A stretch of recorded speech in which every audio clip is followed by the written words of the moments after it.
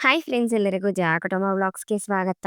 ಆಸೆ ಸೀರಿಯಲ್‌ನಲ್ಲಿ ಮುಂದಿನ ಸಂಚಿಕೆಯಲ್ಲಿ ಏನೆಲ್ಲ ಆಗುತ್ತೆ ಅಂತ ಪೂರ್ತಿಯಾಗಿ ನೋಡ್ಕೊಂಡ್ ಬರೋಣ ಬನ್ನಿ. ಸಂಚಿಕೆಯ ಶುರುವಿನಲ್ಲಿ ಆ ವಿಶಾಲಾಕ್ಷಿ ಮನೇನ ಹರಾಜ್ಗಾಕ್ತಾಳೆ ಅನ್ನೋ ವಿಷಯ ಸೂರ್ಯನ್ಗೆ ಗೊತ್ತಾಗ್ತಿದ್ದಂಗೆ ಅದ್ರಿಂದ ಸೂರ್ಯನ್ ಜೊತೆಗೇನೆ ಮನೆಯವರೆಲ್ಲರೂ ಶಾಕ್ ಆಗ್ತಾರೆ. ಇದೇನಪ್ಪ ಅನ್ಯಾಯ ಇದು, ಇದ್ದಕ್ಕಿದಂಗೆ ಮನೆ ಹರಾಜ್ಗಾಕ್ತೀನಿ ಅಂತ ಹೇಳ್ತಾ ಇರೋದು. ದುಡ್ಡಿನ ಆದಷ್ಟು ಬೇಗ ಕಟ್ತೀವಿ ಅಂತ ಹೇಳಿದಿವಲ್ಲ, ಹಾಗಿದ್ಮೇಲೆ ಈ ರೀತಿ ಯಾಕೆ ಮಾಡಿದ್ರು ಅಂತ ರಂಗನಾಥ್ ಅವರು ಕೇಳ್ತಿರ್ತಾರೆ. ಆ ಫೈನಾನ್ಷಿಯರ್ಗೆ ನಾವು ದುಡ್ಡು ಕೊಡ್ತೀವಿ ಅನ್ನೋ ನಂಬಿಕೆ ಇಲ್ವಂತೆ ಅಪ್ಪ, ಅದಕ್ಕೆ ಮನೇನೆ ಹರಾಜ್ ಹಾಕೋದಿಕ್ಕೆ ಅಂತ ಕೋರ್ಟ್ ಅಲ್ಲಿ ಅಪ್ಲೈ ಮಾಡಿದಾರಂತೆ. ಆ ರೀತಿ ಲಾಯರ್ ಮೇಡಮ್ ಹೇಳಿದ್ರು ಅಂತ ಸೂರ್ಯ ಹೇಳ್ಬೇಕಾದ್ರೆ ಈ ವಿಷಯ ಕೇಳಿ ಶಾಂತಿ ಕಣ್ಣೀರ್ ಹಾಕ್ತಿರ್ತಾಳೆ.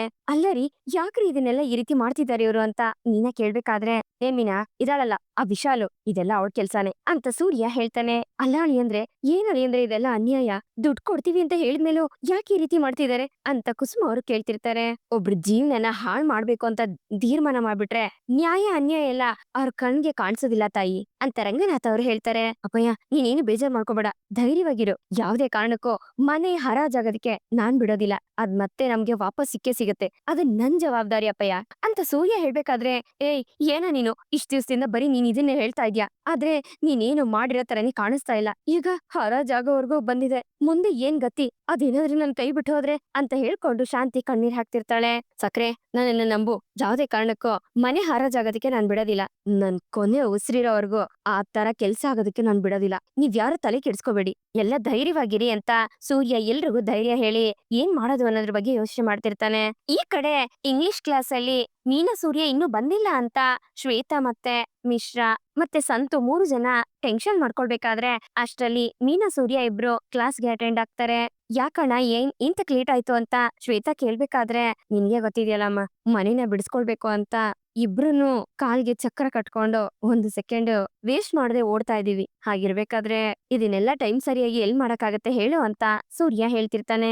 ಹೌದು ಶ್ವೇತಾ, ನನ್ಗೂ ತುಂಬಾನೇ ಆರ್ಡರ್ ಬಂದಿತ್ತು, ಸಿಕ್ಕಾಪಟ್ಟೆ ಕೆಲ್ಸ ಇತ್ತು, ಅದಕ್ಕೆ ಟೈಮ್ ಕರೆಕ್ಟ್ ಆಗಿ ಬರೋದಕ್ಕಾಗ್ಲಿಲ್ಲ ಅಂತ ಮೀನಾ ಹೇಳ್ತಿರ್ತಾಳೆ. ಹಾಗೆ ಇಬ್ರು ಇನ್ಮೇಲೆ ಕ್ಲಾಸಿಗೆ ಬರೋದು ಡೌಟು ಅಂತ ಸೂರ್ಯ ಮೀನಾ ಹೇಳ್ಬೇಕಾದ್ರೆ, ಯಾಕೆ ಈ ರೀತಿ ಹೇಳ್ತಿದ್ದೀರಾ, ಎಲ್ರಿಗೂ ಕೆಲ್ಸಾನೂ ಇರುತ್ತೆ ಪ್ರಾಬ್ಲಮ್ಮು ಇರುತ್ತೆ, ಹಾಗಂತ ಕ್ಲಾಸ್ ಎಲ್ಲ ಮಿಸ್ ಮಾಡ್ಕೊಳ್ತೀರಾ ಅಂತ ಶ್ವೇತಾ ಕೇಳ್ಬೇಕಾದ್ರೆ, ಈಗಿರೋ ಸಮಸ್ಯೆ ಸಿಕ್ಕಾಪಟ್ಟೆ ದೊಡ್ಡದಾಗಿದೆ, ಅದಕ್ಕೆ ಸ್ವಲ್ಪ ದಿವಸ ನಾವ್ ಇದಕ್ಕೆ ಬರಕ್ ಬೇಡ ಅಂತ ಅನ್ಕೊಳ್ತಿದೀವಿ ಅಂತ ನೀನಾ ಹೇಳ್ತಾಳೆ.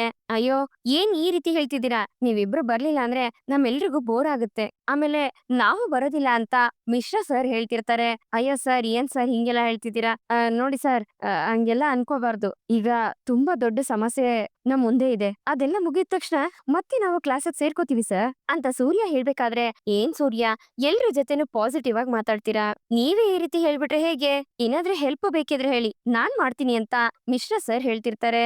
ಅಯ್ಯೋ, ಅದೆಲ್ಲ ಏನು ಬೇಡ ಸರ್, ಇದೆಯಲ್ಲ ಎಲ್ಲ ಮನೆ ಸಮಸ್ಯೆನೆ, ಅದಕ್ಕೋಸ್ಕರನೇ ಓಡಾಡ್ತಾ ಇದೀವಿ, ಅದ್ರಲ್ಲಿ ಇಲ್ಲಿ ಕ್ಲಾಸಿಗೆ ಬಂದು ಇಲ್ಲಿ ಕಲ್ತ್ಕೊಳ್ಳೋದಕ್ಕೂ ನಮ್ಮಿಂದ ಸಾಧ್ಯ ಇಲ್ಲ ಅಂತ ಸೂರ್ಯ ಹೇಳ್ಬೇಕಾದ್ರೆ, ಸೂರ್ಯ ಅಣ್ಣ, ನೀವೇ ಹೇಳ್ತಿದ್ರಿ ಇಂಗ್ಲಿಷ್ ಕಲ್ತ್ಕೊಂಡ್ರೆ ನಿಮ್ಗೆ ಕೆಲ್ಸಕ್ಕೆ ಈಸಿ ಆಗುತ್ತೆ ಅಂತ ಶ್ವೇತಾ ಹೇಳ್ಬೇಕಾದ್ರೆ, ನಿಜ ಕಣಮ್ಮ, ಆದ್ರೆ ಇವಾಗ ಮನೆ ಮುಖ್ಯ ಅಲ್ವಾ, ಮನೆ ಕೈಗ್ ಬರ್ಲಿ, ಆಮೇಲೆ ಇಲ್ಲಿಗೆ ನಾವು ಖುಷಿ ಖುಷಿಯಾಗಿ ಬರ್ಬೋದಲ್ವಾ ಅಂತ ಸೂರ್ಯ ಹೇಳ್ತಾನೆ. ಅಣ್ಣ, ನಿಮ್ಗೆ ಟೈಮ್ ಸೆಟ್ ಆಗ್ಲಿಲ್ಲ ಅಂದ್ರೆ ಹೇಳಿ, ಬೇರೆ ಯಾವ್ದಾದ್ರು ಟೈಮ್ ಅಲ್ಲಿ ನಾನ್ ನಿಮ್ಗೆ ಹೇಳ್ಕೊಡ್ತೀನಿ ಅಂತ ಶ್ವೇತಾ ಹೇಳ್ತಿರ್ತಾಳೆ. ಇಲ್ಲ ಶ್ವೇತಾ, ಇರೋ ಸಮಯ ನಮ್ ಕೆಲ್ಸಕ್ಕೆ ಸಾಕಾಗೋದಿಲ್ಲ, ಮೊದ್ಲು ಮನೆ ವಿಷಯ ಮುಗಿಲಿ, ಆಮೇಲೆ ನಾವ್ ಬರ್ತೀವಿ ಅಂತ ಮೀನಾ ಹೇಳ್ತಾಳೆ.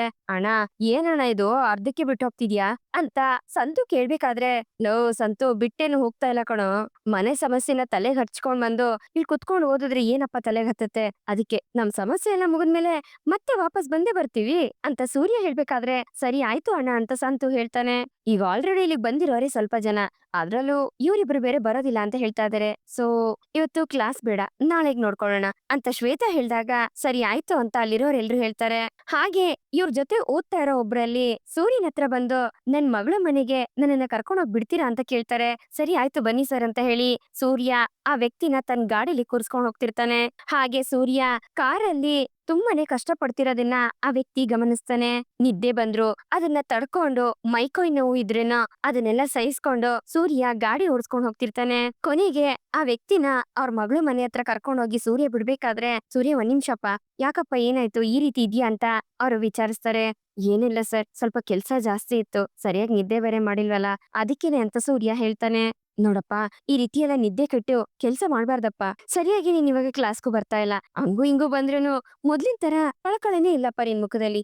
ಗಾಡಿ ಓಡಿಸ್ಬೇಕಾದ್ರೂ ನಿನ್ ಮುಖ ನೋಡ್ದೆ. ತುಂಬಾ ಟಯರ್ಡ್ ಆಗಿರೋದನ್ನ ನಾನ್ ನೋಡ್ದೆ ಕಣಪ್ಪ ಅಂತ ಆ ಸರ್ ಹೇಳ್ತಿರ್ತಾರೆ. ಇಲ್ಲ ಸರ್, ಸ್ವಲ್ಪ ಟಯರ್ಡ್ ಆಗಿದೆ ಅಷ್ಟೇನೆ ಅಂತ ಸೂರ್ಯ ಹೇಳ್ಬೇಕಾದ್ರೆ, ನೋಡಪ್ಪ, ನಿನ್ ಮೇಲಿರೋ ಕನ್ಸನ್ಗೆ ನಾನ್ ಕೇಳ್ತಾ ಇದೀನಿ. ನಿನ್ನ ನೋಡ್ತಿದ್ದಂಗೆ ಬೇರೆಯವರು ಚುರುಕಾಗ್ಬಿಡ್ತಾರಪ್ಪ.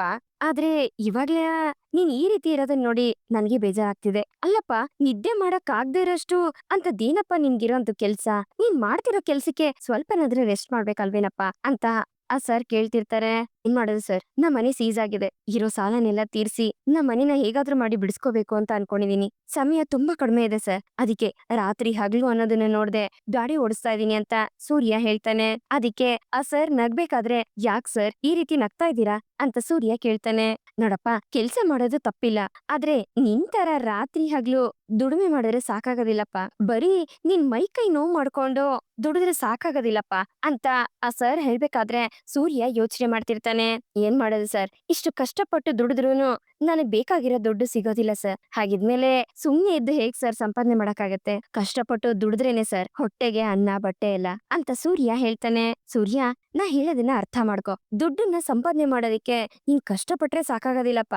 ಆಟೋ ಓಡ್ಸೋರು, ತರಕಾರಿ ಮಾರೋರು ಎಲ್ಲ ಕಷ್ಟಪಡೋರೆ ಕಣಪ್ಪ. ಆದ್ರೆ ಎಲ್ರೂ ಮುಂದಕ್ ಬರಕ್ಕಾಗೋದಿಲ್ಲ. ನೀನೊಬ್ಬ ಡ್ರೈವರು, ಹೋಗೋ ಜಾಗದಲ್ಲಿ ತುಂಬಾ ಜನನ ನೋಡ್ತಿರ್ತೀಯ. ಇಲ್ಲಿ ಯಾರು ಕಷ್ಟಪಟ್ಟು ದುಡಿಯೋದಿಲ್ಲ ಅಂತ ನೀನ್ ಹೇಳಕ್ಕಾಗತ್ತಾ ಹೇಳು? ನಮ್ಮಂತ ಜನಸಾಮಾನ್ಯರು ಕಷ್ಟ ಪಡ್ಲೇಬೇಕಪ್ಪ.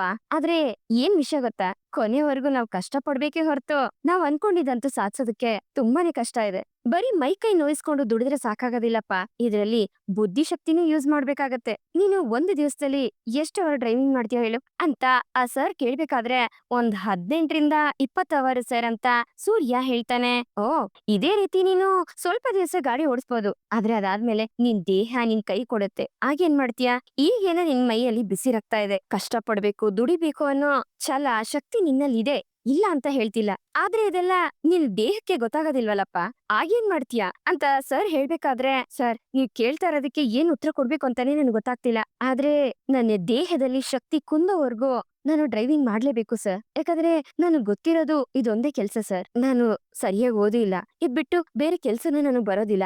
ಬೇರೆ ದಾರಿನೇ ನನ್ಗೆ ಗೊತ್ತಿಲ್ಲ ಸರ್ ಅಂತ ಸೂರ್ಯ ಹೇಳ್ತಾನೆ. ನೋಡಪ್ಪ, ನಿನಗ್ ಬೇಕಾಗಿರೋ ದಾರಿನ ನೀನೇ ಸೃಷ್ಟಿ ಮಾಡ್ಕೋಬೇಕು. ಬರೀ ಡ್ರೈವರ್ ಆಗಿ ಯೋಚನೆ ಮಾಡ್ದೆ ಒಬ್ಬ ಬಿಸ್ನೆಸ್ ಮ್ಯಾನ್ ಆಗಿ ಯೋಚನೆ ಮಾಡು. ನಮ್ಮಿಂದ ಇಷ್ಟೇ ಆಗೋದು, ನಮ್ ಜೀವನ ಇದ್ರಲ್ಲೇ ಇರೋದು ಅಂತ ಅನ್ಕೊಂಡು ನೀನೇ ವೃತ್ತ ಹಾಕೋಬೇಡಪ್ಪ. ನಿನ್ ಕೆಲ್ಸನ ಇನ್ನು ಹೇಗ್ ದೊಡ್ಡದ್ ಮಾಡ್ಬೇಕು ಅನ್ನೋದ್ರ ಬಗ್ಗೆ ಯೋಚನೆ ಮಾಡು. ಕಷ್ಟಪಟ್ಟು ದುಡಿಯೋನು ಜೀವನ ಮಾಡ್ತಾನೆ. ಆದ್ರೆ ಬುದ್ಧಿವಂತಿಕೆನ ಉಪಯೋಗಿಸಿ ಜೀವನ ಮಾಡಿದ್ರೆ ಅವನು ಖಂಡಿತ ಜಯ ಸಾಧಿಸ್ತಾನೆ ಅಂತ ಆ ವ್ಯಕ್ತಿ ಹೇಳಿದ್ ಮಾತು ಸೂರ್ಯನ್ಗೆ ಒಂದ್ ರೀತಿ ಮೋಟಿವೇಶನ್ ಆಗತ್ತೆ. ಸರ್, ಎಂತ ಮಾತ್ ಹೇಳಿದ್ರಿ ಸರ್. ಕಷ್ಟಪಟ್ಟು ದುಡಿಯೋನು ಜೀವನ ಮಾಡ್ತಾನೆ, ಅದೇ ಬುದ್ಧಿ ಉಪಯೋಗಿಸೋನು ಜೀವನದಲ್ಲಿ ಮುಂದೆ ಬರ್ತಾನೆ. ವಾವ್ ಸರ್, ತುಂಬಾ ಚೆನ್ನಾಗಿ ಹೇಳಿದ್ರಿ ಅಂತ ಸೂರ್ಯ ಹೇಳ್ತಾನೆ. ನೋಡಪ್ಪ, ಅದೇ ಕಣಪ್ಪ ಸತ್ಯ. ಒಂದೇ ಜಾಗದಲ್ಲಿ ನಿಂತ್ಕೊಂಡು ಓಡಿದ ತಕ್ಷಣ ದೂರ ಕಡಿಮೆ ಆಗೋದಿಲ್ಲ. ನೀನ್ ಮುಂದಕ್ ಹೋಗ್ಬೇಕು ಅಂದ್ರೆ ನಿನ್ ಕಷ್ಟದ ಜೊತೆ ನಿನ್ ಬುದ್ಧಿವಂತಿಕೆನೂ ಉಪಯೋಗಿಸ್ಬೇಕು ಅಂತ ಆ ವ್ಯಕ್ತಿ ಹೇಳ್ಬೇಕಾದ್ರೆ, ಸರ್ ನೀವ್ ಹೇಳೋದ್ರಲ್ಲಿ ಸತ್ಯ ಇದೆ ಸರ್. ನಾನು ಬರೀ ಗಾಡಿ ಓಡಿಸೋದ್ರ ಬಗ್ಗೆ ಯೋಚನೆ ಮಾಡ್ದೆ. ಆದ್ರೆ ಗಾಡಿ ಓಡಿಸಿ ಹೇಗ್ ಮುಂದಕ್ ಬರ್ಬೇಕು ಅನ್ನೋದ್ರ ಬಗ್ಗೆ ಯೋಚನೆ ಮಾಡ್ಲಿಲ್ಲ ಸರ್ ಅಂತ ಸೂರ್ಯ ಹೇಳ್ತಾನೆ. ಅದೇ ಕಣಪ್ಪ ನಿಜವಾದ ವಿಷಯ ಅಂದ್ರೆ, ಸಾಲ ತೀರ್ಸೋದಕ್ಕೆ ಓಡೋದನ್ನ ನಿಲ್ಸಿ ದುಡ್ಡು ನಿನ್ನನ್ನ ಹುಡ್ಕೊಂಡ್ ಓಡ್ ಬರ್ಬೇಕು. ಅದಕ್ಕೇನ್ ದಾರಿ ಮಾಡ್ಬೇಕೋ ಅದ್ರ ಬಗ್ಗೆ ಯೋಚನೆ ಮಾಡು ಅಂತ ಆ ಸರ್ ಹೇಳ್ಬೇಕಾದ್ರೆ, ಅಯ್ಯೋ ಅದ್ ಹೇಗ್ ಸರ್ ಮಾಡೋದು ಅಂತ ಸೂರ್ಯ ಹೇಳ್ತಿರ್ತಾನೆ. ಹೌದು, ನೀನ್ ಸಂಪಾದನೆ ಮಾಡಿದ ದುಡ್ಡನ್ನ ಏನ್ ಮಾಡ್ತೀಯಪ್ಪ ಅಂತ ಆ ಸರ್ ಕೇಳ್ಬೇಕಾದ್ರೆ, ಇನ್ನೇನ್ ಮಾಡ್ಲಿ ಸರ್, ಎಲ್ಲದನ್ನೂ ಉಳಿಸಿ 1 ತಿಂಗಳಾದ್ಮೇಲೆ ಅದಕ್ಕೆ ಬಡ್ಡಿ ಕಟ್ತೀನಿ ಅಂತ ಸೂರ್ಯ ಹೇಳ್ಬೇಕಾದ್ರೆ, ಆದ್ರೆ ಒಬ್ಬ ಬಿಸ್ನೆಸ್ ಮ್ಯಾನ್ ಯಾವ ರೀತಿ ಯೋಚನೆ ಮಾಡ್ತಾನೆ ಗೊತ್ತಾ? ನೀನು ಕಷ್ಟಪಟ್ಟು ದುಡಿತಾ ಇದೆಯಲ್ಲ, ಅದನ್ನ ಒಂದ್ ಜಾಗದಲ್ಲಿ ಸೇರಿಸಿಡ್ತಾ ಇದೀಯ. ಆದ್ರೆ ಒಬ್ಬ ಬಿಸ್ನೆಸ್ ಮ್ಯಾನ್ ಅವನ್ಗೋಸ್ಕರ ಸಂಪಾದನೆ ಮಾಡ್ಬೇಕು ಅಂತ ಯೋಚನೆ ಮಾಡ್ತಾನೆ. ನಾವ್ ಮಲಗಿರ್ಬೇಕಾದ್ರೇನು ನಾವ್ ಸಂಪಾದನೆ ಮಾಡೋದೆಲ್ಲ ನಮಗೋಸ್ಕರನೇ ಸಂಪಾದನೆ ಮಾಡ್ಬೇಕು ಅನ್ನೋದ್ರ ಬಗ್ಗೆ ಯೋಚನೆ ಮಾಡ್ಬೇಕು. ಅದೇ ರೀತಿನೇ ದೊಡ್ಡ ದೊಡ್ಡ ಬಿಸ್ನೆಸ್ ಮ್ಯಾನ್ ಗಳೆಲ್ಲ ಯೋಚನೆ ಮಾಡೋದು. ಅದೊಂದು ಟೆಕ್ನಿಕ್ ಕಣಪ್ಪ, ಅದ್ರ ಬಗ್ಗೆ ನೀನ್ ಯೋಚನೆ ಮಾಡು ಅಂತ ಆ ಸರ್ ಹೇಳ್ಬೇಕಾದ್ರೆ, ಏನು ನಾ ಸಂಪಾದನೆ ಮಾಡ್ತಿರೋ ದುಡ್ಡು ನನಗೋಸ್ಕರ ಸಂಪಾದನೆ ಮಾಡ್ಬೇಕಾ? ಅದ್ ಹೇಗ್ ಸರ್ ಅಂತ ಸೂರ್ಯ ಕೇಳ್ತಾನೆ. ನೋಡಪ್ಪ, ನಿನಗೆ ಕ್ಲಿಯರ್ ಆಗಿ ಹೇಳ್ತೀನಿ, ಸರಿಯಾಗಿ ಕೇಳಿಸ್ಕೊ. ಈ ದೊಡ್ಡ ದೊಡ್ಡ ಬಿಸ್ನೆಸ್ ಮೆನ್ ಗಳೆಲ್ಲ ಸಂಪಾದನೆ ಮಾಡೋದನ್ನ ಯಾವ್ದಾದ್ರು ಬೇರೆ ಜಾಗದಲ್ಲಿ ಇನ್ವೆಸ್ಟ್ ಮಾಡ್ಬೇಕು ಅನ್ನೋದ್ರ ಬಗ್ಗೆ ಯೋಚನೆ ಮಾಡ್ತಿರ್ತಾರೆ. ಸ್ಟಾಕ್ ಮಾರ್ಕೆಟ್, ಬಾಂಡ್ ಅಥವಾ ಯಾವ್ದಾದ್ರು ಅಂಗಡಿಗೋ ಇನ್ವೆಸ್ಟ್ ಮಾಡ್ತಾರೆ ಅಂತ ಆ ಸರ್ ಹೇಳ್ಬೇಕಾದ್ರೆ, ಸರ್ ಅಷ್ಟೊಂದ್ ದೊಡ್ಡ ವಿಷಯ ಎಲ್ಲ ನಮಗ್ ಗೊತ್ತಿಲ್ಲ ಬಿಡಿ ಅಂತ ಸೂರ್ಯ ಹೇಳ್ತಿರ್ತಾನೆ. ನೋಡಪ್ಪ, ನೀನು ಅದನ್ನೇ ಮಾಡು ಅಂತ ನಾ ಹೇಳ್ತಾ ಇಲ್ಲ. ನಿನ್ಗೆ ಯಾವ್ದ್ರಲ್ಲಿ ತುಂಬಾ ಟ್ಯಾಲೆಂಟ್ ಇರುತ್ತೋ, ಯಾವ ವಿಷಯದಲ್ಲಿ ನಿನ್ಗೆ ತುಂಬಾನೇ ಎಕ್ಸ್ಪೀರಿಯನ್ಸ್ ಇದೆಯೋ, ನೀನ್ ಅದನ್ ಮಾಡು. ಯಾಕಂದ್ರೆ ನಮಗ್ ಗೊತ್ತಿರೋ ಅಂತ ಕೆಲ್ಸನೇ ನಾವ್ ಮಾಡ್ಬೇಕು ಅಂತ ಆ ಸರ್ ಹೇಳ್ಬೇಕಾದ್ರೆ, ಅದಕ್ಕೆ ಸರ್ ನಾನ್ ಕಾರ್ ಓಡಿಸ್ತಾ ಇರೋದು ಅಂತ ಸೂರ್ಯ ಹೇಳ್ತಾನೆ. ನೋಡಪ್ಪ, ಇದೇ ಕೆಲಸದಲ್ಲಿ ನೀನ್ ಬೇರೆ ಏನಾದ್ರೂ ಮಾಡ್ಬೋದಾ ಅನ್ನೋದ್ರ ಬಗ್ಗೆ ಯೋಚನೆ ಮಾಡ್ಬೋದಲ್ವಾ ಅಂತ ಆ ಸರ್ ಹೇಳ್ಬೇಕಾದ್ರೆ ಸೂರ್ಯ ಸ್ವಲ್ಪ ಯೋಚನೆ ಮಾಡ್ತಾನೆ. ನೋಡಪ್ಪ, ಈ ರೀತಿ ರಾತ್ರಿ ಹಗಲು ಅನ್ನೋದನ್ನ ನೋಡ್ದೆ ಕಾರ್ ಓಡಿಸಿ ನೀನ್ ಅನ್ಕೊಂಡಿರೋದನ್ನ ಸಾಧಿಸೋದು ಸ್ವಲ್ಪ ಕಷ್ಟ ಕಣಪ್ಪ. ಅದ್ರಲ್ಲೂ ಇವಾಗಿರೋ ಕಾಂಪಿಟೇಷನ್ ಅಲ್ಲಿ ನಾವ್ ಇನ್ನು ತುಂಬಾ ಬುದ್ಧಿವಂತಿಕೆನ ಉಪಯೋಗಿಸ್ಬೇಕಾಗತ್ತೆ ಅಂತ ಆ ಸರ್ ಹೇಳ್ಬೇಕಾದ್ರೆ, ಅರ್ಥ ಆಯ್ತು ಸರ್, ನೀವ್ ಹೇಳಿದ್ದು ನಮ್ಗೆ ಜ್ಞಾನೋದಯ ಆದಂಗಾಯ್ತು. ಇನ್ಮೇಲೆ ನೀವ್ ಹೇಳಿದ ದಾರಿಲೇ ನಾನ್ ಯೋಚನೆ ಮಾಡ್ತೀನಿ ಸರ್. ತುಂಬಾ ಥ್ಯಾಂಕ್ಸ್ ಸರ್. ಈ ಬುದ್ಧಂಗೆ ಬೋಧಿ ವೃಕ್ಷದಿಂದ ಜ್ಞಾನೋದಯ ಆಯ್ತು ಅಂತಾರಲ್ಲ, ಅದೇ ರೀತಿ ನಿಮ್ಮಿಂದ ಇವತ್ತು ನನ್ಗೆ ಜ್ಞಾನೋದಯ ಆಯ್ತು ಅಂತ ಸೂರ್ಯ ಆ ಸರ್ನ ಹೋಗ್ಲಿ ತುಂಬಾ ಥ್ಯಾಂಕ್ಸ್ ಅಂತ ಹೇಳಿ, ನೀವ್ ಹೇಳಿದ್ದನ್ನೆಲ್ಲ ನಾನೆಲ್ಲ ಜ್ಞಾಪಕದಲ್ಲಿ ಇಟ್ಕೊಂಡಿರ್ತೀನಿ ಅಂತ ಹೇಳಿ ಹೋಗ್ ಬರ್ತೀನಿ ಅಂತ ಸೂರ್ಯ ಅಲ್ಲಿಂದ ಹೊರಡ್ತಾನೆ. ಈ ಕಡೆ ಸೂರ್ಯ ಕಾರ್ ಗ್ಯಾರೇಜ್ಗೆ ಬಂದು ತುಂಬಾ ಹೊತ್ತು ಯೋಚನೆ ಮಾಡ್ತಾ ಕುತ್ಕೊಂಡಿರ್ತಾನೆ. ಈ ಬಿಸ್ನೆಸ್ ಅಲ್ಲಿ ನಾನು ಇನ್ನೇನ್ ಮಾಡ್ಬೋದು ಅನ್ನೋದ್ರ ಬಗ್ಗೆ ಯೋಚನೆ ಮಾಡ್ತಿರ್ತಾನೆ. ಅಷ್ಟ್ರಲ್ಲಿ ಸೂರ್ಯನ್ ಫ್ರೆಂಡ್ಸ್ ಎಲ್ಲ ಅಲ್ಲಿಗ್ ಬರ್ತಾರೆ. ಯಾಕೆ ಇವನು ಒಂಟಿಯಾಗಿ ಕುತ್ಕೊಂಡಿದ್ದಾನೆ? ಲವ್, ಏನಾಯ್ತು ನಿನಗೆ? ಯಾಕೋ ಹಿಂಗ್ ಯೋಚನೆ ಮಾಡ್ತಿದ್ಯಾ ಅಂತ ಚೇತನ ಕೇಳ್ಬೇಕಾದ್ರೆ, ಲವ್, ಕಣ್ ಬಿಟ್ಕೊಂಡೆ ನಿದ್ದೆ ಮಾಡ್ತಿದ್ಯೇನಾ ಅಂತ ಕಾರ್ತಿ ಕೇಳ್ತಿರ್ತಾನೆ. ಲೈ, ಕಣ್ ಮುಚ್ಚಿದ್ರೇನೆ ನಿದ್ದೆ ಬರಲ್ಲ, ಇದ್ರಲ್ಲಿ ಕಣ್ ಬಿಟ್ಕೊಂಡ್ ಬೇರೆ ನಿದ್ದೆ ಮಾಡ್ತಾರ? ಹೋಗಲಿ, ನನ್ಗಿರೋ ಸಮಸ್ಯೆ ಅಂತದೈತೆ ಅಂತ ಸೂರ್ಯ ಹೇಳ್ಬೇಕಾದ್ರೆ, ಅಂತದೇನಪ್ಪ ನಿನ್ ಸಮಸ್ಯೆ ಅಂತ ಸೂರ್ಯನ್ ಫ್ರೆಂಡ್ ಕೇಳ್ತಾರೆ. ಇವತ್ತು ಸ್ಪೋಕನ್ ಇಂಗ್ಲಿಷ್ ಕ್ಲಾಸ್ಗೆ ಹೋಗಿದ್ದೆ. ಅಲ್ಲಿ ಒಬ್ರು ವಯಸ್ಸಾಗಿರೋ ಒಬ್ರು ಫ್ರೆಂಡ್ ಬರ್ತಾರೆ. ಅವರು ನನ್ಗಿವತ್ತು ಒಂದ್ ಐಡಿಯಾ ಕೊಟ್ರು ಕಣ ಅಂತ ಸೂರ್ಯ ಹೇಳ್ಬೇಕಾದ್ರೆ, ಹೌದಾ, ಏನ್ ಐಡಿಯಾನೋ ಅದು ಅಂತ ಚೇತನ ಕೇಳ್ತಾನೆ. 24 ಗಂಟೆ ಮೈನೆ ದಂಡಿಸಿ ಕಷ್ಟಪಟ್ಟು ದುಡಿದ್ರೆ ನೀನ್ ಮುಂದಕ್ ಬರೋದಕ್ಕಾಗೋದಿಲ್ಲ. ನೀನ್ ಕಷ್ಟಪಟ್ಟು ದುಡಿದ್ರೆ ನೀನು ಜೀವನ ಮಾಡ್ಬೋದು, ಆದ್ರೆ ಬುದ್ಧಿ ಉಪಯೋಗಿಸಿದ್ರೆ ನೀನು ಮುಂದೆ ಜಯ ಸಾಧಿಸ್ಬೋದು ಅಂತ ಹೇಳಿದ್ರು ಅಂತ ಸೂರ್ಯ ಹೇಳ್ಬೇಕಾದ್ರೆ, ಓ, ಚೆನ್ನಾಗಿರೋದೇ ಹೇಳಿದಾರಲ್ಲೋ ಅಂತ ಚೇತನ ಹೇಳ್ತಾನೆ. ಅದಕ್ಕೆ ಕಣೋ, ಸಾಲ ತೀರ್ಸೋದಿಕ್ಕೆ ಬೇರೆ ಏನಾದ್ರೂ ದಾರಿ ಇದ್ಯಾ ಅಂತ ಯೋಚನೆ ಮಾಡ್ತಿದೀನಿ ಅಂತ ಸೂರ್ಯ ಹೇಳ್ತಾನೆ. ಲವ್, ನಮ್ಗ್ ಐಡಿಯಾ ಎಲ್ಲ ಸುಮ್ನೆ ಬರೋದಿಲ್ಲ ಕಣ ಅಂತ ಕಾರ್ತಿ ಹೇಳ್ಬೇಕಾದ್ರೆ, ಹೌದಾ, ಬೇರೆ ಯಾವ ತರ ಯೋಚನೆ ಮಾಡ್ಬೇಕು ಅಂತ ಸೂರ್ಯ ಕೇಳ್ತಾನೆ. ಒಂದೆರಡು ಕಟ್ಟಿಂಗ್ ಹಾಕಿದ್ರೆ ತಾನಾಗಿ ಐಡಿಯಾಗಳು ಬರ್ತಾವ ಕಣೋ ಅಂತ ಕಾರ್ತಿ ಹೇಳ್ಬೇಕಾದ್ರೆ, ಲವ್, ಎಣ್ಣೆ ಹೊಡೆದ್ರೆ ಮತ್ ಬರುತ್ತೆ ಹೊರತು ಐಡಿಯಾ ಬರೋದಿಲ್ಲ, ಸುಮ್ನೆ ಇರ ನೀನು ಅಂತ ಚೇತನ ಹೇಳ್ತಿರ್ತಾನೆ. ಯೋಚನೆ ಮಾಡೋದಿಕ್ಕೆ ಎಣ್ಣೆನೆ ಹೊಡಿಬೇಕು ಅಂತ ಏನಿಲ್ಲ ಕಣ, ಸ್ವಲ್ಪ ಬುದ್ಧಿ ಉಪಯೋಗಿಸಿದ್ರೆ ಸಾಕು. ಹೇಗಾದ್ರೂ ಮಾಡಿ ಇದ್ರಲ್ಲೇ ಬಿಸ್ನೆಸ್ ನ ಶುರು ಮಾಡಿ ನಮ್ ಮನೆ ಇರೋ ಸಾಲನ ತೀರ್ಸ್ಬೇಕು ಕಣೋ ಅಂತ ಸೂರ್ಯ ಹೇಳ್ಬೇಕಾದ್ರೆ, ನೋಡ ಸೂರ್ಯ, ಬಿಸ್ನೆಸ್ ನ ಡೆವಲಪ್ ಮಾಡ್ಬೇಕು ಅಂದ್ರೆ ನಮ್ ಹತ್ರ ತುಂಬಾ ವೆಹಿಕಲ್ ಇರ್ಬೇಕು ಕಣೋ ಅಂತ ಸೂರ್ಯನ್ ಫ್ರೆಂಡ್ ಹೇಳ್ಬೇಕಾದ್ರೆ, ಸೂರ್ಯ, ಇವ್ನ್ ಹೇಳೋದು ಕರೆಕ್ಟ್ ಆಗಿದೆ ಕಣೋ, ಜಾಸ್ತಿ ಗಾಡಿ ಇದ್ರೆ ನಾವ್ ಬಾಡ್ಗೆಗ್ ಬಿಡ್ಬೋದಲ್ವೇನೋ ಅಂತ ಚೇತನ ಹೇಳ್ತಾನೆ. ನಾನು ಅದ್ರ ಬಗ್ಗೆನೇ ಯೋಚನೆ ಮಾಡ್ತಿದ್ದೀನಿ ಕಣ. ಅದೇ ನಮ್ ಹಳೆ ಓನರ್ ಇದ್ರಲ್ಲ, ನಿನ್ಗೆ ನೆನ್ಪಿದ್ಯೇನೋ ಅಂತ ಸೂರ್ಯ ಹೇಳ್ದಾಗ, ಕಣ, ಟ್ರಾವೆಲ್ಸ್ ಕಂಪ್ನಿ ಇಟ್ಕೊಂಡಿದ್ರಲ್ಲ ಅಂತ ಚೇತನ ಹೇಳ್ತಾನೆ. ಕಣ, ಮೊದಲನೇ ಸಲಿ ನಾನು ಅವ್ರ ಹತ್ರನೇ ಕೆಲ್ಸಕ್ ಸೇರ್ಕೊಂಡಿದ್ದು.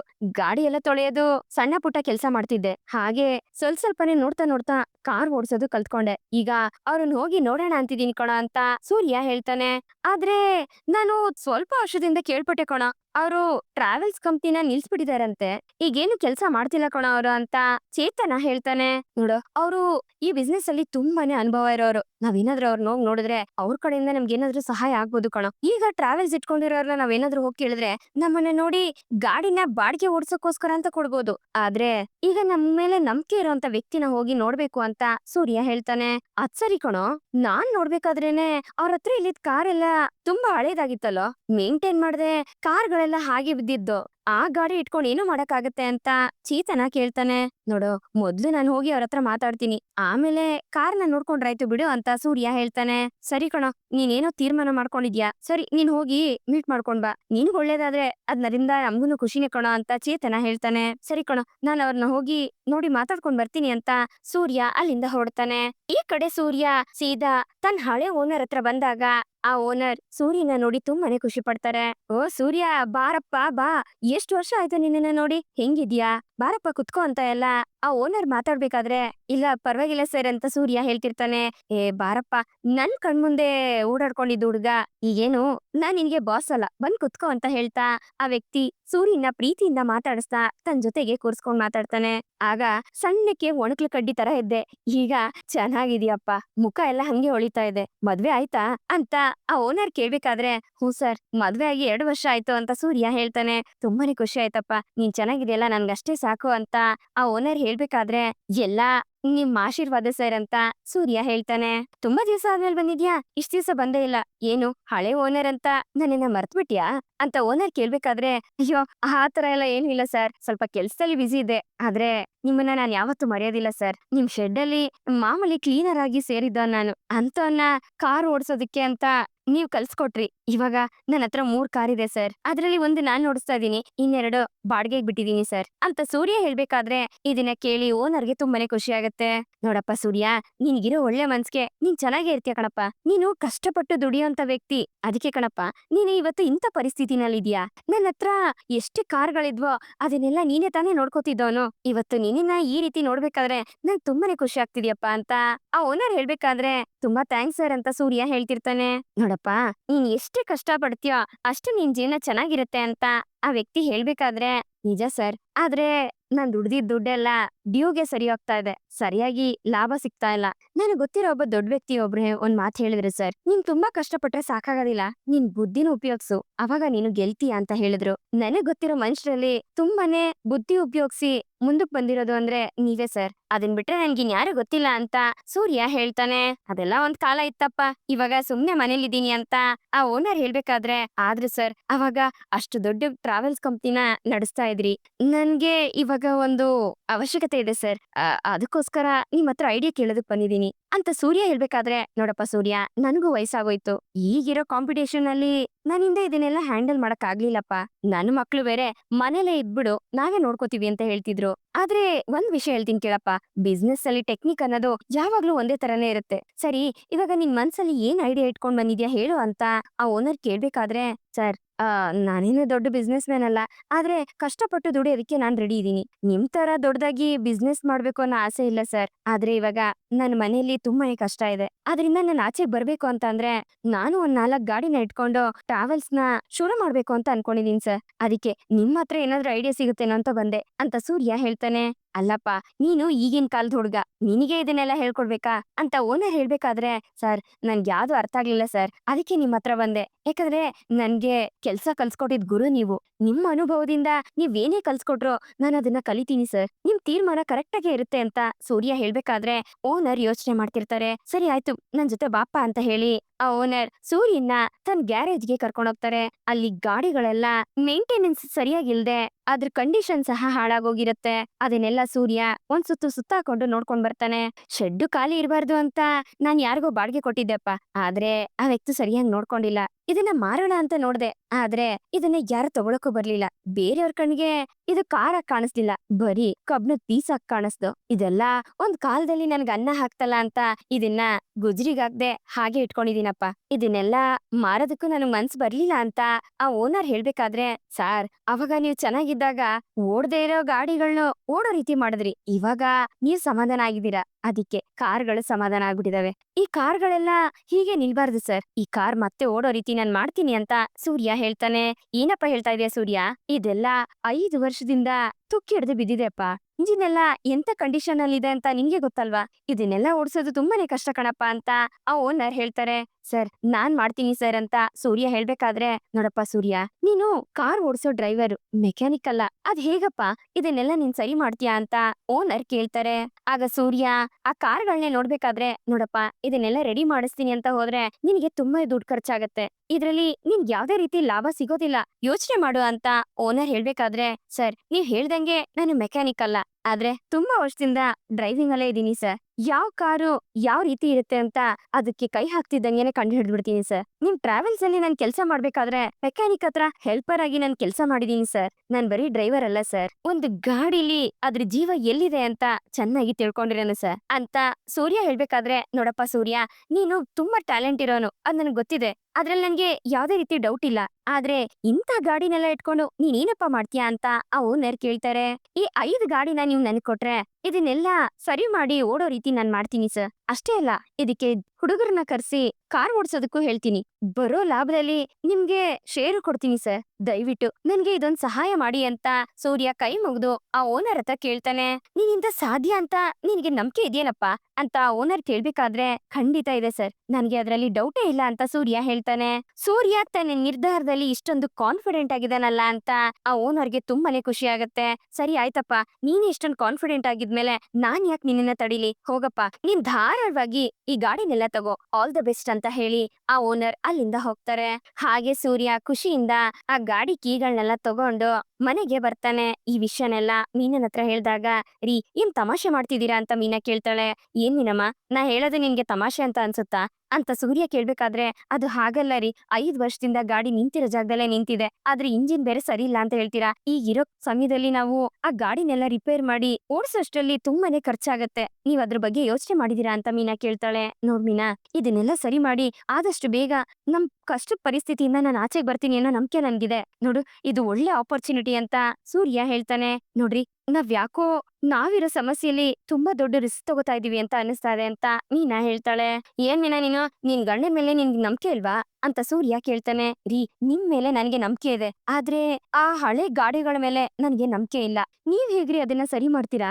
ಒಂದ್ ವೇಳೆ ಅದು ಸರಿ ಹೋಗ್ಲಿಲ್ಲ ಅಂದ್ರೆ ಇದು ರಿಸ್ಕೆ ತಾನೆ ಅಂತ ಮೀನಾ ಕೇಳ್ತಾಳೆ. ಏನ್ ಮೀನಾ ನೀನು ಈ ರೀತಿ ನೆಗೆಟಿವ್ ಆಗಿ ಮಾತಾಡ್ತಾ ಇದ್ಯಾ? ಒಬ್ಬ ಡ್ರೈವರ್ ಇಂದ ಎಲ್ಲ ಸಾಧ್ಯ ಕಣಮ್ಮ.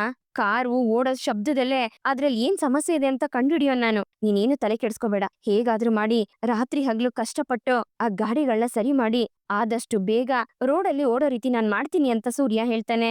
ಕಷ್ಟಪಡೋದಿಕ್ಕೆ ನೀವ್ ರೆಡಿ ಇದ್ದೀರಾ, ಆದ್ರೆ ನೀವು ಪಡೋ ಕಷ್ಟಕ್ಕೆ ನಿಮ್ಗೆ ಪ್ರತಿಫಲ ಸಿಗುತ್ತೋ ಇಲ್ವೋ ಅನ್ನೋ ಭಯ ನನಗೆ ಅಷ್ಟೇನೆ ಅಂತ ಮೀನಾ ಹೇಳ್ದಾಗ, ಖಂಡಿತ ಸಿಗುತ್ತೆ ಮೀನಾ, ನನ್ನನ್ನ ನಂಬು. ಈ ಕಾರ್ಗಳಿಂದ ನಮ್ಮನೆಯವ್ರ ಭವಿಷ್ಯನೇ ಬದ್ಲಾಗುತ್ತೆ, ನೋಡ್ತಾ ಇರು. ಈ ಸೂರ್ಯ ಯಾವತ್ತೂ ಸೋಲೋದಿಲ್ಲ ಅಂತ ಸೂರ್ಯ ಹೇಳ್ಬೇಕಾದ್ರೆ, ರೀ ನೀವ್ ಖಂಡಿತ ಗೆಲ್ತೀರಾ ಅಂತ ನನಗ್ ಗೊತ್ತು. ನೀವ್ ಇಷ್ಟೊಂದು ಕಾನ್ಫಿಡೆಂಟ್ ಆಗಿರ್ಬೇಕಾದ್ರೆ ಅದನ್ನ ತಡೆದ್ರೆ ಅದು ಚೆನ್ನಾಗಿರಲ್ಲ ರೀ. ಆದ್ರೆ ಒಂದ್ ವಿಷಯ ಹೇಳ್ತೀನಿ, ತುಂಬಾ ಕಷ್ಟಪಟ್ಟು ನಿಮ್ ಆರೋಗ್ಯನ ಹಾಳ್ ಮಾಡ್ಕೋಬೇಡಿ ಅಂತ ಮೀನಾ ಹೇಳ್ದಾಗ, ನೋಡು ಮೀನಮ್ಮ, ನೀನ್ ಹೂ ಅಂತ ಹೇಳಿದ್ರೆ ಸಾಕು, ನಾನು ಅರ್ಧ ಗೆದ್ದಂಗೆ. ನೋಡ್ತಾ ಇರು, ಇನ್ನೊಂದ್ ಸ್ವಲ್ಪ ದಿವಸದಲ್ಲಿ ಈ SM ಟ್ರಾವೆಲ್ಸ್ ಯಾವ ರೇಂಜ್ ಅಲ್ಲಿ ಹೆಸರು ಮಾಡುತ್ತೆ. ಇಡೀ ಊರ್ ತುಂಬಾ ನಮ್ ಟ್ರಾವೆಲ್ಸ್ ಕಾರ್ಗಳೇ ಓಡಾಡ್ತಿರ್ತವೆ ಅಂತ ಸೂರ್ಯ ಹೇಳ್ಕೊಂಡು ತುಂಬಾನೇ ಖುಷಿ ಪಡ್ತಿರ್ತಾನೆ. ಹಾಗೆ ಅವಳ ಕೈಗೆ ಗಾಡಿ ಕೀಗಳನ್ನ ಕೊಟ್ಟು ಮತ್ತೆ ನನ್ ಕೈ ಕೊಡು ಅಂತ ಸೂರ್ಯ ಹೇಳ್ತಾನೆ. ಆಗ ಮೀನಾ ಅವನ್ ಕೈಗೆ ಕಾರ್ ಕೀಗಳನ್ನ ಕೊಟ್ಟು ಎಲ್ಲ ಒಳ್ಳೇದಾಗ್ಲಿ ಅಂತ ಹಾರೈಸ್ತಾಳೆ. ನೀನು ನನ್ನ ಅದೃಷ್ಟ ದೇವತೆ, ಎಲ್ಲ ಸರಿನೇ ಹೋಗುತ್ತೆ ಅನ್ನೋ ನನ್ ನಂಬಿಕೆ ಇದೆ ಅಂತ ಸೂರ್ಯ ಹೇಳ್ಕೊಂಡು ಖುಷಿ ಪಡ್ತಿರ್ತಾನೆ. ಈ ಕಡೆ ವಿಶಾಲು ಮತ್ತೆ ಆ ಫೈನಾನ್ಷಿಯರ್ ಇಬ್ರುನು ಮನಿನ ಹರಾಜ್ಗೆ ಹಾಕೋದಕ್ಕೆ ಏನೇನ್ ವ್ಯವಸ್ಥೆ ಬೇಕೋ ಅದನ್ನೆಲ್ಲ ಮಾಡ್ಕೊಂಡು ಅದ್ರ ಬಗ್ಗೆನೆ ಮಾತಾಡ್ಬೇಕಾದ್ರೆ, ವಿಶಾಲು ಸೂರ್ಯ ದುಡ್ಡನ್ನ ಅರೇಂಜ್ ಮಾಡಿರೋದ್ರ ಬಗ್ಗೆ ಹೇಳ್ತಾಳೆ. ಏನ್ ಹೇಳ್ತಿದ್ದೀರಾ, ಇಷ್ಟ ಬೇಗ ಮತ್ತೆ ದುಡ್ಡನ್ನ ಅರೇಂಜ್ ಮಾಡ್ಬಿಟ್ರ ಅಂತ ಫೈನಾನ್ಷಿಯರ್ ಕೇಳ್ತಾನೆ. ಆ ಸೂರ್ಯ 4-5 ಡ್ಯಾಮೇಜ್ ಕಾರ್ಗಳನ್ನ ತಂದಿಟ್ಕೊಂಡಿದಾನಂತೆ. ಆ ಕಾರ್ನೆಲ್ಲ ಮಾರಿ ದುಡ್ಡನ್ನ ಅರೇಂಜ್ ಮಾಡ್ತಾನಂತೆ. ಆಮೇಲೆ ಅದನ್ನೆಲ್ಲ ರಿಪೇರಿ ಮಾಡಿ ಆ ಗಾಡಿನ ಓಡಿಸಿ ಅದ್ರಿಂದ ಬರೋ ದುಡ್ಡಲ್ಲಿ ಸಾಲ ತೀರಿಸ್ತಾನಂತೆ ಅಂತ ಹೇಳ್ತಾ ವಿಶಾಲ ನಗ್ಬೇಕಾದ್ರೆ, ಅದ್ ಸರಿನೇ, ಅವನ್ ಕಾರ್ ಓಡಿಸಿ ಸಂಪಾದನೆ ಮಾಡಿ ದುಡ್ಡು ಕಟ್ಟೋದ್ ಯಾವಾಗ? 38 ಲಕ್ಷ ಕಾರ್ ಓಡಿಸಿ ದುಡಿಬೇಕು ಅಂದ್ರೆ ಅದಕ್ಕೇನಿಲ್ಲ ಅಂದ್ರೂ 30 ವರ್ಷ ಬೇಕಾಗತ್ತೆ ಅಂತ ಹೇಳ್ಕೊಂಡು ಫೈನಾನ್ಷಿಯರ್ ನಗ್ತಿರ್ತಾನೆ. ಅದೇನೋ ನಿಜಾನೇ, ಈಗಿನ ಕಾಲದಲ್ಲಿ ನ್ಯಾಯ ನಿಯತ್ತಿಂದ 1 ರೂಪಾಯಿನೂ ಸಂಪಾದನೆ ಮಾಡಕ್ ಆಗೋದಿಲ್ಲ ಅಂತ ವಿಶಾಲು ಹೇಳ್ತಿರ್ತಾಳೆ. ತುಂಬಾ ಒಳ್ಳೆ ಮನುಷ್ಯರು ಇರ್ತಾರಲ್ಲ, ಅವ್ರ ಸಮಸ್ಯೆನೇ ಅದು. ಸಂಪಾದನೆ ಮಾಡೋದಕ್ಕೆ ಕಣ್ಮುಂದೆ 1000 ದಾರಿ ಇದ್ರು ಅವ್ರು ಒಳ್ಳೆಯವರು ಅಂತ ತೋರ್ಸ್ಕೊಳ್ಳೋದಕ್ಕೆ ಅವ್ರು ಚೂಸ್ ಮಾಡೋ ದಾರಿನೇ ಅದು. ಅಂತದ್ರಲ್ಲಿ ಆ ದಾರಿ ಯಾವತ್ತೂ ಅವ್ರನ್ನ ಮುಂದಕ್ಕೆ ಹೋಗೋದಕ್ ಬಿಡೋದಿಲ್ಲ ಬಿಡಿ. ಕೊನೆವರೆಗೂ ಆ ನ್ಯಾಯ ನಿಯತ್ತು ಅಂತ ಇರೋ ಜಾಗದಲ್ಲೇ ಬಿದ್ದಿರ್ಬೇಕವ್ರು ಅಂತ ಫೈನಾನ್ಷಿಯರ್ ಹೇಳ್ತಾನೆ. ಅದಕ್ಕೆ ಅಲ್ವಾ ಈಗ ಅವ್ರ ಮನೆ ನನ್ ಕೈಗೆ ಬಂದಿರೋದು. ಅದನ್ನ ಹೇಳಿದ್ರು ನಿಮ್ಗೆ ಅರ್ಥ ಆಗೋದಿಲ್ಲ ಬಿಡಿ. ಆ ಸೂರ್ಯ ಕಾರ್ ಓಡಿಸಿ ಮನೆನ ಬಿಡಿಸ್ಕೋಬಹುದು ಅಂತ ಅನ್ಕೊಂಡಿದ್ದಾನೆ ಅಂತ ವಿಶಾಲ ಹೇಳಿದಾಗ, ಮನೆನ ಹರಾಜ್ಗೆ ಹಾಕೋದಿಕ್ಕೆ ನಮ್ ಕಡೆಯಿಂದ ಎಲ್ಲಾ ರೀತಿನೂ ಅರೇಂಜ್ ಮಾಡಿದೀನಿ. ಲೀಗಲ್ ಆಗಿ ಎಲ್ಲ ಮಾಡ್ತಿದ್ರು, ಅಲ್ಲಿ ಹರಾಜಿಗ್ ಬರೋರು ಎಲ್ಲ ನಮ್ ಜನಗಳೇ. ನೀವ್ ಹೇಳಿದ ರೀತಿನೇ ಎಲ್ಲಾ ರೀತಿ ಅರೇಂಜ್ ಮಾಡಿದೀನಿ ಅಂತ ಫೈನಾನ್ಷಿಯರ್ ಹೇಳ್ತಾನೆ. ಸೂಪರ್, ನನ್ ಕೈ ಮೀರಿ ಆ ಮನೆ ಆಚೆ ಹೋಗೋದಕ್ಕೆ ನಾನ್ ಬಿಡೋದಿಲ್ಲ. ಆ ಮನೆ ನನ್ ಹೆಸರಿಗಾಗ್ಬೇಕು, ಆಗ್ಲೇ ಆ ಸೂರ್ಯ ಮೀನಿಂಗೆ ಇನ್ನು ನೋವಾಗೋದು ಅಂತ ವಿಶಾಲು ಹೇಳ್ತಾಳೆ.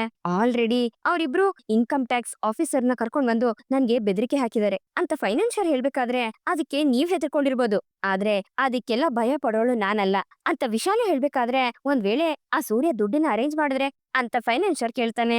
ಹೇಗ್ ರೆಡಿ ಮಾಡ್ತಾನೆ? ಅವ್ನ್ ಕಾರ್ ಓಡ್ಸಿನ ಅಥವಾ ಅವ್ನ್ ಹೆಂಡತಿ ಹೂ ಕಟ್ಟಿನ? ಅವ್ರ್ ಏನೇ ತಿಪ್ಪರ್ಲಾಗ ಹಾಕಿದ್ರು 38 ಲಕ್ಷನ ದುಡಿಯೋದಕ್ಕೆ ಸಾಧ್ಯನೇ ಇಲ್ಲ. ಆ ಮನೆ ಹರಾಜಿಗ್ ಬರುತ್ತೆ, ಅದನ್ನ ನಾನ್ ತಗೋತೀನಿ, ಇದು ಖಂಡಿತ ನಡೆಯುತ್ತೆ ಅಂತ ವಿಶಾಲು ಹೇಳ್ತಾಳೆ. ಹೌದು ಮೇಡಮ್ ಅಂತ ಫೈನಾನ್ಷಿಯರ್ ಹೇಳ್ಬೇಕಾದ್ರೆ, ನೋಡು ನೀನು ಈ ಹರಾಜಿಗ್ ಬರೋ ವ್ಯಕ್ತಿಗಳನ್ನ ನೋಡ್ಕೊ, ಹೊಸೊಬ್ರು ಯಾರು ಅಲ್ಲಿಗ್ ಬರಬಾರ್ದು ಅಂತ ವಿಶಾಲ ಹೇಳ್ಬೇಕಾದ್ರೆ, ನೀವು ಅದ್ರ ಬಗ್ಗೆ ತಲೆ ಕೆಡ್ಸ್ಕೊಬೇಡಿ, ಎಲ್ರುನು ನಾನೇ ಸೆಟ್ ಮಾಡಿದೀನಿ, ನಾವ್ ಹೇಳಿರೋರು ಮಾತ್ರ ಅಲ್ಲಿಗ್ ಬರ್ತಾರೆ, ನನ್ನನ್ನ ಮೀರಿ ಅಲ್ಲಿ ಏನು ನಡೆಯೋದಿಲ್ಲ ಅಂತ ಫೈನಾನ್ಷಿಯರ್ ಹೇಳ್ತಾನೆ.